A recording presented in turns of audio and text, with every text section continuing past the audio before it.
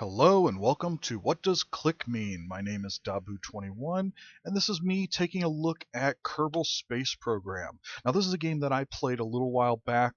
It's I guess technically still in its beta. It hasn't been released to a version 1 yet. I'm playing the .22 version of it. I played this a while back around .14 or .15, can't remember exactly. And for a sandbox, what I consider a NASA simulator, this was an awesome little game. Since then, they've added the career mode along with some new parts and a lot of other stuff. So I thought I would take a new, fresh look at the game, and I'd probably, give a review along the way, or at least show you, my friends, what this game is all about. So, the very basic beginning menu screen here starts with the simple "Let's start."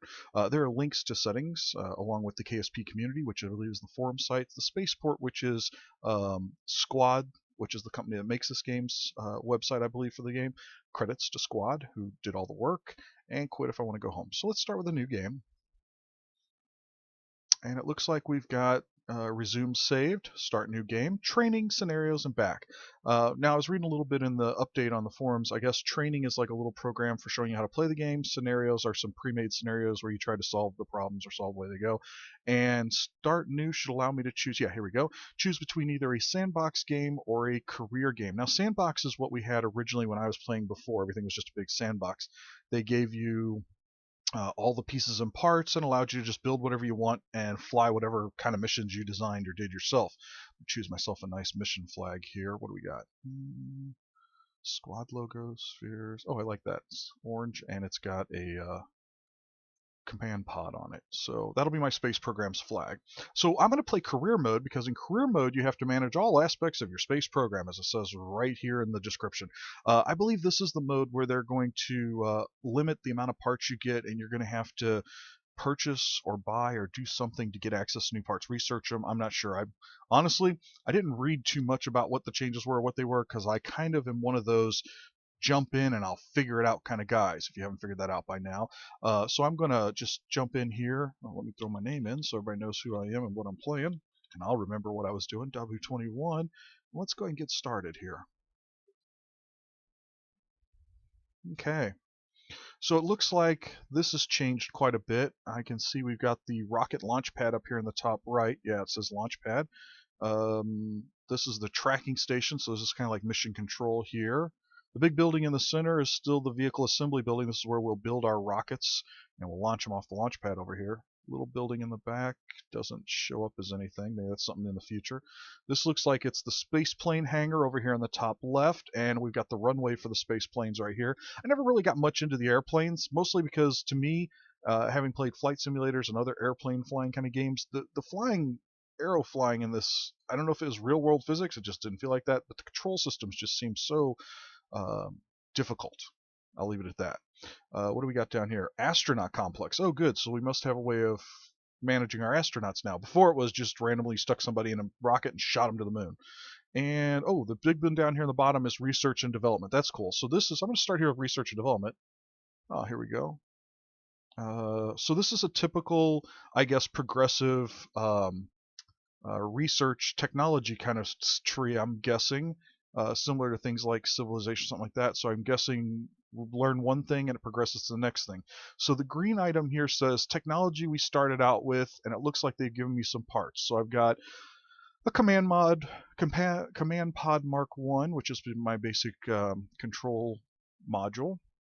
Liquid fuel engine, solid fuel booster, good, I've got a booster. Fuel tank, good, that'll go with the engine. Girder segment. Communotron 16. Communication versatile lightweight antenna suitable for, oh, here we go. Communications. Long range communications. Okay, so I guess now I can communicate.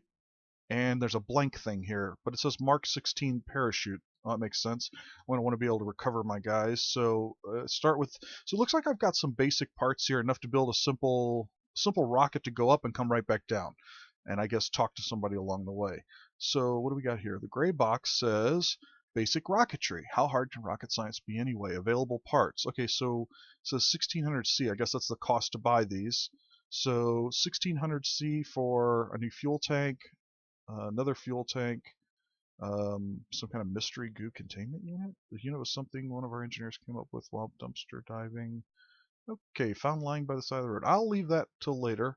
And a decoupler. Good, decoupler so we can split our pod off from our rocket. So I guess for now, I probably don't have a decoupler, so I'm guessing for now when I build my first Research 5 Science.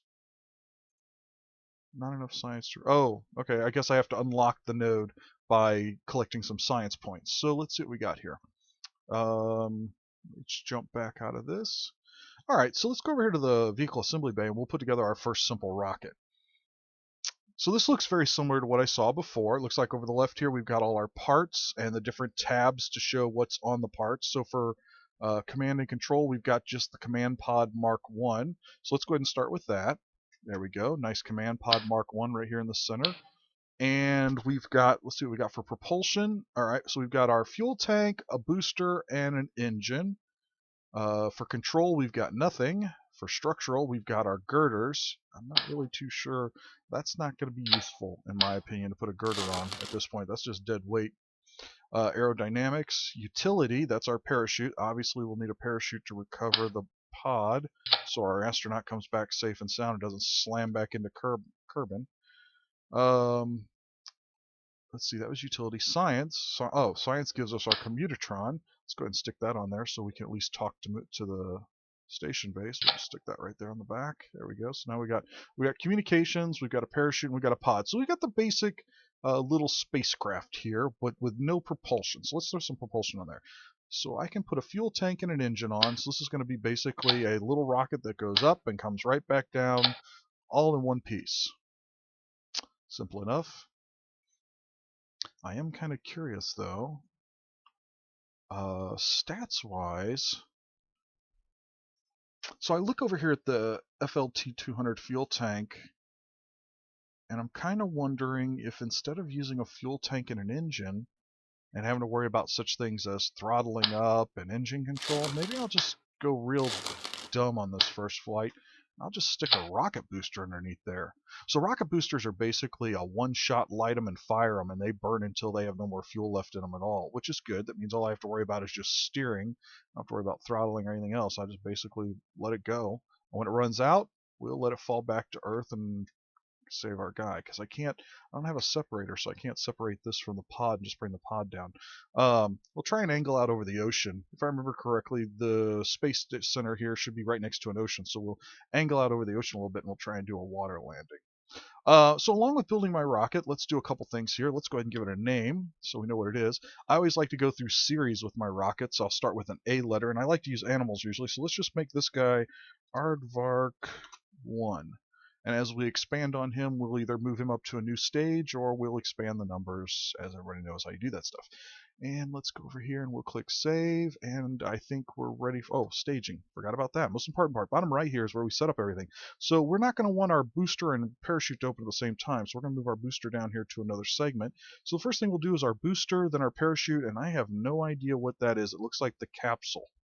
I don't know what that command is for the capsule. I have no idea. I'll leave it there for now. I mean, I guess maybe our guy gets out of the capsule. Maybe I should change that. Let's do this. Parachute here, and we'll do the capsule as something separate, because last thing I want to do is open the parachute and then have my dude like jump out going ta-da, and then he'll end up falling like 10,000 feet down to the ground without a parachute. That would be bad. So, with all that said, we will save with our staging set correctly, and we'll go out to the launch pad. A little bit of loading here as it loads up the launch pad. Well, here's our little bitty rocket ship on a very big launch pad, and it looks like we are just simply ready to go. So the basic controls here are WASD to control my flight down here on the gyroscope. And let's check my resources. I probably have fuel, solid fuel 433, and I have some electric charge inside my spacecraft.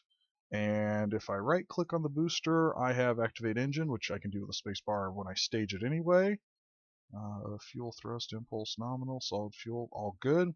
On my command module, I've got control from here, of course. I can rename the vessel. Currently, I think it takes the name of the model, so it's the Aardvark 1. Toggle torque and crew report. What's crew report? You record the crew's assessment of the situation. Data size, science. Oh, here we go. Here's some science value here. Looks like we're collecting data, so we can either discard this data, we can keep the data, or we can transmit the data. 100% science value. I guess I get 100% of the points. Keep data. I guess I can keep it and bring it back, or I can... Oh, I got a radio thing. Maybe I can transmit it with the radio. Okay, so for now, I'll keep the data. And we've got our parachute, which just has deploy chute we don't want to do. What's our little radio dude got? Oh, there we go. Status locked, comm idle. I can extend it, or I can transmit data. Oh, that's kind of cool. Okay, so let's go up. Let's go ahead and launch our rocket and see what we can do. So, as I've already staged, and I don't have to worry about throttling up because it's a booster rocket, I'll just push the button. Go!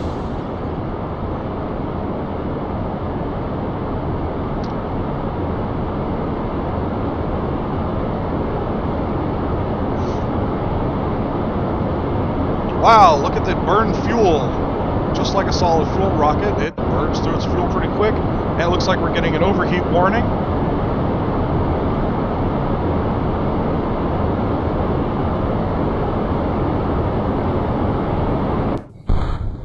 Done, flame out. And it looks like we're moving at quite a good clip straight up. And we kind of angled out, but not so much. I didn't drive very well, didn't steer very well, because I was more watching the rocket launch, but I guess we're going to kind of maybe, let me check my map, going to kind of maybe come down in the water anyway. Perfect! Right in the lagoon. That'll work beautifully. So much for dumb luck when it comes to flying rockets. And we're going to come down as one big rocket. So, let's see what we can do here. Review report, crew report. Alright, crew report. Override existing crew report. Okay. Okay, let's go ahead and transmit this down to Earth. Transmit. There we go. Oh, the antenna comes out, and there we go. We got a report. 5 data received, and something about some points. So it looks like we've received some points. Now this is going to be a bit of a problem if we're toppling like this, because we're going to want to deploy our chute when we get down around 5,000 meters above the surface. So I'm going to correct here a little bit, and I'll use the gyroscope that's built into the command pod and lock the SAS on to hold my position like this. So when I deploy my chute, it will go straight up and not get tangled up in the bottom of the rocket. And we've got Jebediah. Our little astronaut Jebediah here will not go smashing into the Earth. So let's, there we go. We're coming up on 6,000 meters. So the first thing when we hit the chute, it's going to deploy in the drogue position, which will be, I'll do it 6,000. Which will be just slow us down, but not really actually slow us down. It just kind of hangs there. I think it gets down around 500 meters before the chute fully opens and then slows our speed down. It looks like right now we're coming down at a pretty good speed still. And Jebediah looks absolutely ecstatic. Oh, IVA. Let's take a look inside. Oh, nice control system. So as you can see, we've got our gyroscope, our altitude coming down very slowly. Very, very slowly. We've got our current speed, I believe, and this is our atmosphere. We're under atmosphere, and we've got some lights over here. Oh, high G pressure there. Sounds like our chute's just deployed. Let's go take a look. Oop, wrong button. Let's go outside and take a look. There we go. Yep, our chutes have deployed. We're under 500 meters. It looks like we're coming down for a nice ocean landing. Well, that's a bit of dumb luck on my part, considering I totally was captivated by the rocket going up and all the whoosh whoosh noise, and not the fact that I needed to steer out over the ocean a little bit. There's the Space Center there in the background. So it looks like this is going to be a successful first mission. We went straight up. We sent some data back down, and we've come straight back down ourselves with our astronaut intact and our rocket not blowing up. I like that. So we'll see if we've got enough science data here to unlock some other parts. I still don't know what the capsule thing does. We'll have to hit that after we get down on the ground here. Oh, it looks like we're using some electrical charge for the SAS system, so I'll turn that off. Draining our battery down. I'll have to remember that. Because I don't have any extra batteries. There we go. rolls over, so I can't let Jeb out, but that's okay. And I believe, yeah, there we go. I read about this. Recover vessel. There we go. First mission success. Oh, looks like we got some science data. Oh, we got 5 science points. That's good. So we got enough points to unlock 8 science points. Recovery of vessel that survived a flight. Data gathered. Data value. 1 experiment. Okay, good. Done. All right. Well, hope you enjoyed this first video. I'll see you guys around. Have a good day.